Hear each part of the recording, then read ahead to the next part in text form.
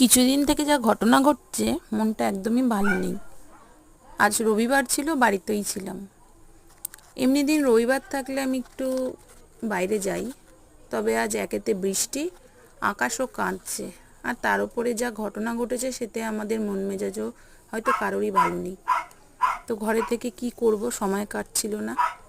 এক টুকরো শোলা দেখলাম, এই শোলার টুকরোটা আমার জন্মদিনে গিফটের প্যাকেটেই ছিল। কি করব, এই শোলার টুকরোটা দিয়ে একটা ছোট পুতুল বানিয়ে ফেললাম। পুতুলটা কেমন হয়েছে জানিও, আর তোমরাও চেষ্টা করতে পারো, খুব ইজি। গার্ডার দিয়ে প্রথমে মাথায় দুটো চুল বাঁধার মতন বেঁধে নেবে, দুটো পা বেঁধে নেবে, তারপরে তোমরা এটাকে ডেকোরেট করবে। আরও সুন্দর করে তোমরা করতে পারো, আমার কাছে যা ছিল আমি তাই দিয়ে করলাম। কেমন হয়েছে জানিও।